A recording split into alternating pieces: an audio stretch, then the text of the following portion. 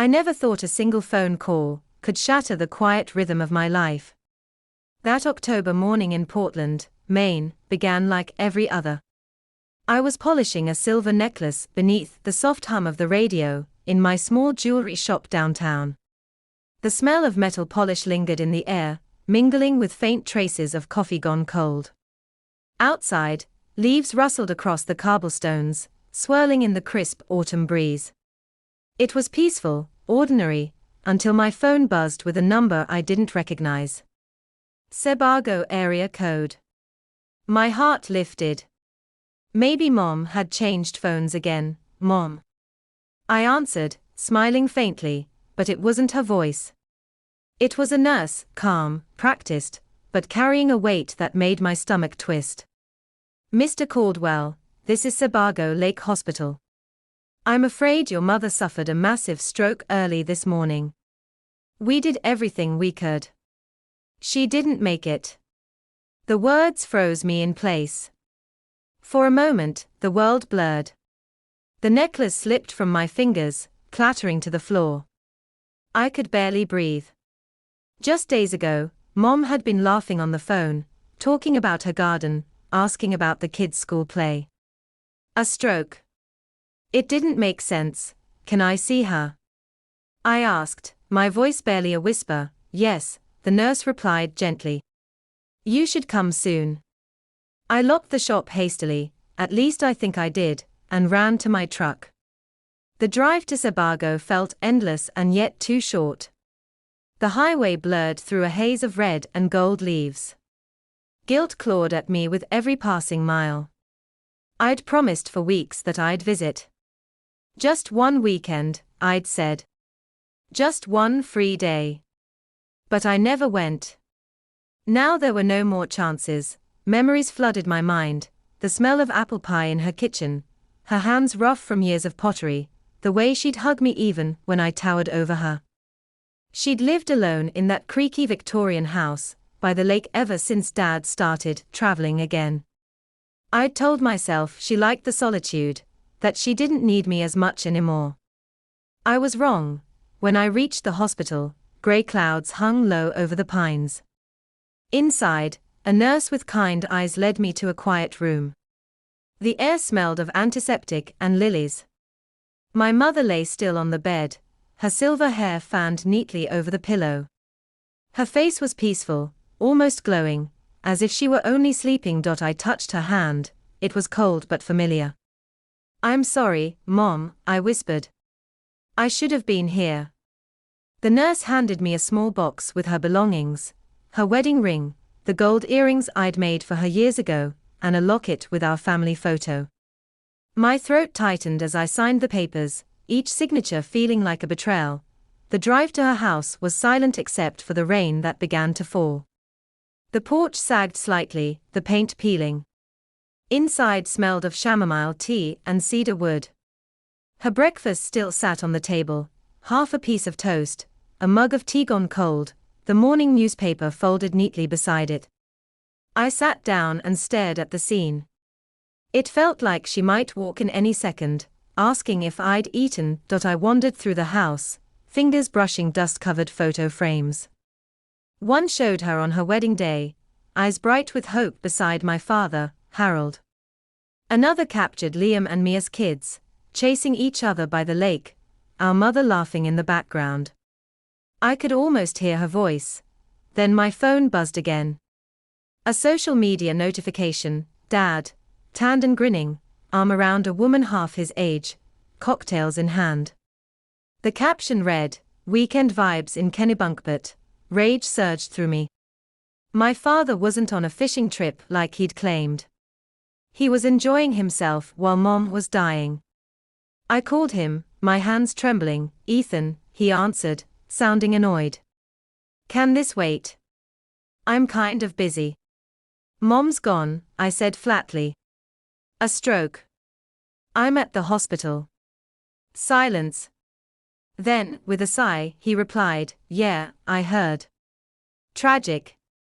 I can't make it back right now, commitments, you know how it is. You handle it." Before I could speak, he hung up. Next, I called Liam. He didn't answer. His assistant did.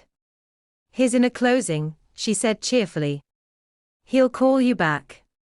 He never did. Even Sophia, my wife, sent only a short text when I told her, I'm so sorry. I'm in the middle of a client pitch. We'll talk later.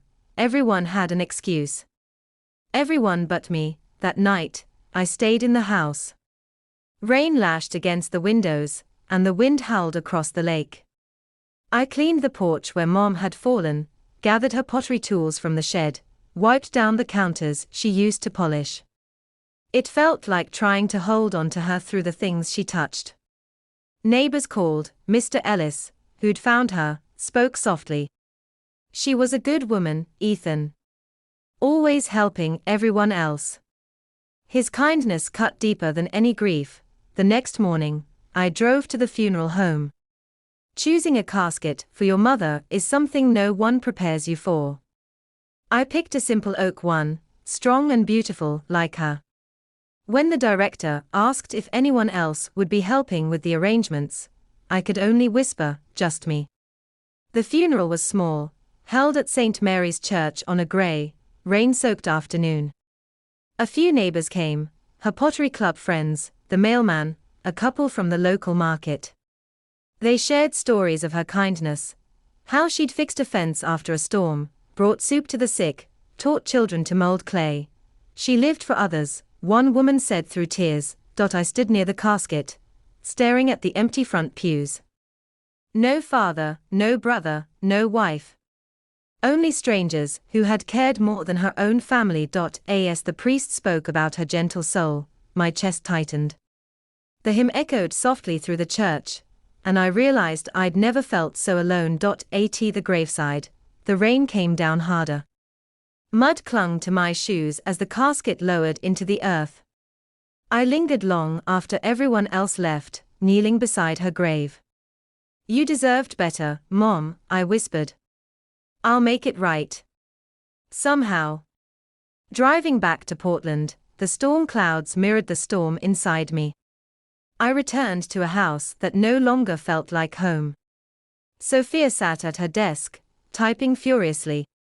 She barely looked up when I walked in. How was it? She asked, her voice detached. It was, I started, then stopped. There were no words big enough for the emptiness inside me. She sighed, closing her laptop. Ethan, we've been distant for a while. Maybe this is a sign we should let go. She pulled out a folder, divorce papers, already signed. I can't do this anymore. I stared at the papers, stunned. You're leaving me? Now? I'm sorry, she said softly, though her eyes showed none. I hope you find peace. And just like that, she was gone. Within a week, I'd lost my mother, my marriage, and whatever family I thought I had left. Only the lake, the rain, and the ache of guilt remained. That night, sitting in the dark of my shop, I looked at the silver pieces glinting under the lamp, cold, perfect, lifeless. For the first time, I realized how empty my life had become. Something inside me whispered, go back to the lake. Maybe that was where healing had to begin. Weeks slipped by after the funeral, though I could barely tell one day from the next. The world had lost its color. I'd wake up, open the jewelry shop, polish the same silver chains, and close at dusk without remembering a single face. Grief had settled into me like winter frost, quiet, heavy, impossible to shake. Then, one morning, an envelope arrived. The sender's name caught my eye, Victor Hale, attorney at law, Sebago Lake. I hesitated before opening it.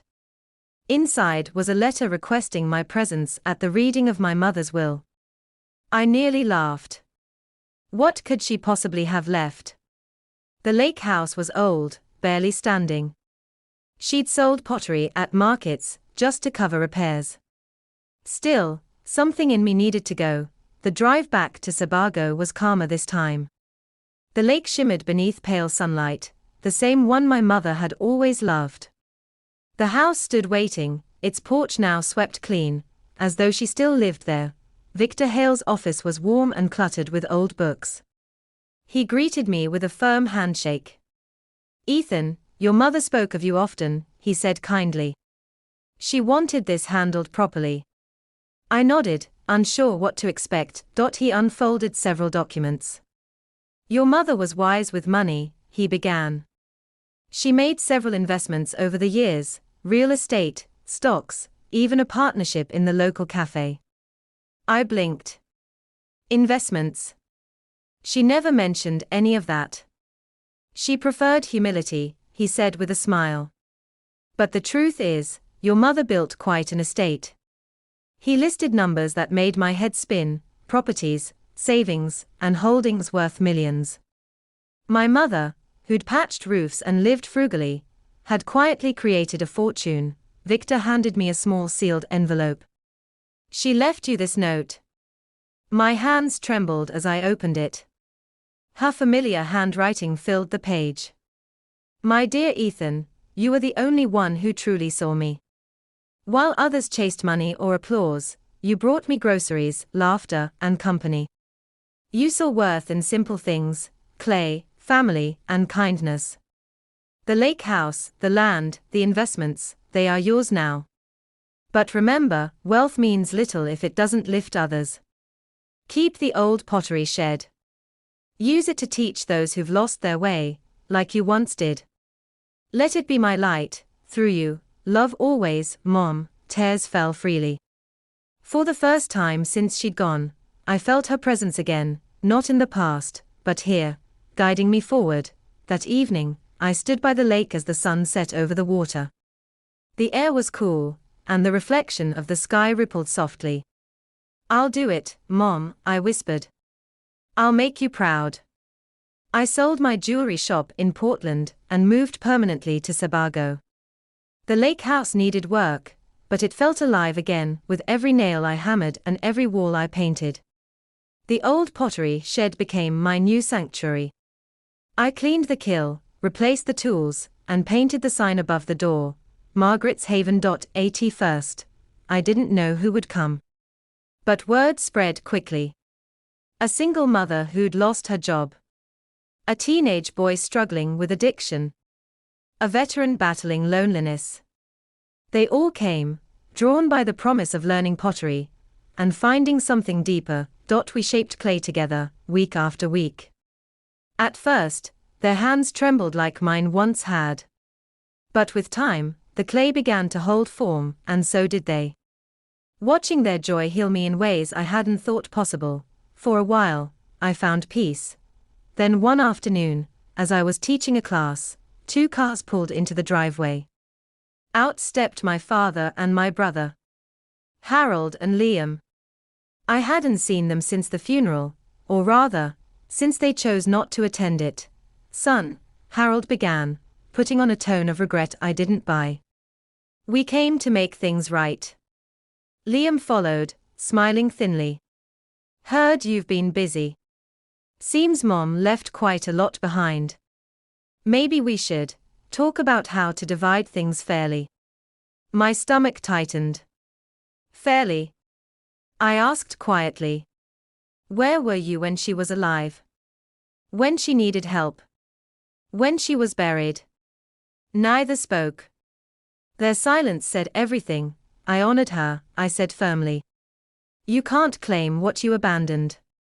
They left soon after, but I could see the greed burning in their eyes. Weeks later, the storm came, not of weather, but of rumors. Whispers spread through town: Ethan tricked his mother. He forged the will. He took everything. Some people stopped coming to my shop. My students looked at me differently. Then came the letter, a lawsuit filed by Harold and Liam, accusing me of manipulating her estate. It felt like betrayal layered upon betrayal. But I refused to crumble. My mother had raised me to stand tall. I and the Portland courthouse, I faced them both. Harold avoided my eyes. Liam smirked, confident his lawyers would win. Their attorney painted a picture of a bitter son who'd coerced his frail mother. My attorney countered with evidence: videos of her signing the will, her clear voice reading its terms, witness statements from neighbors who'd seen me caring for her daily. Then Mr. Ellis, her old neighbor, took the stand. His voice was steady. That boy fixed her roof in the middle of a snowstorm. The others never even called. Margaret wasn't confused. She was grateful. Silence filled the courtroom. When the verdict came, the judge's words were brief: the will stands. Claims dismissed. I walked out with tears in my eyes, not from relief alone, but from the ache of knowing justice doesn't heal every wound. Harold's business crumbled soon after. His reputation drowned under the weight of his greed. Liam's company fell into debt. His friends vanished as quickly as his fortunes. As for Sophia, she reached out months later, apologizing for the way she'd left. But I had nothing left to offer her, only forgiveness, not reunion. Meanwhile, Margaret's haven thrived.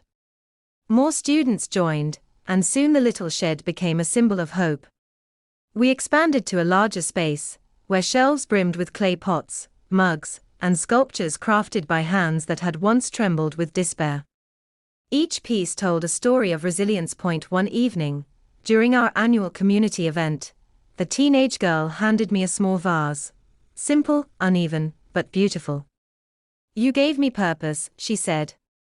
"Thank you for believing in me." Her words felt like sunlight breaking through clouds. Years passed, and the lake house no longer felt haunted. It felt alive, filled with laughter, art, and memories that no longer hurt. Every evening, I'd sit by the shore, watching the ripples fade into dusk. Sometimes I'd whisper, "We did it, Mom. Your light still shines." Life has a way of coming full circle. I lost everything once: family, love, certainty. But through loss, I found truth: that the greatest inheritance isn't money or property. It's compassion. It's the courage to keep giving when the world turns away.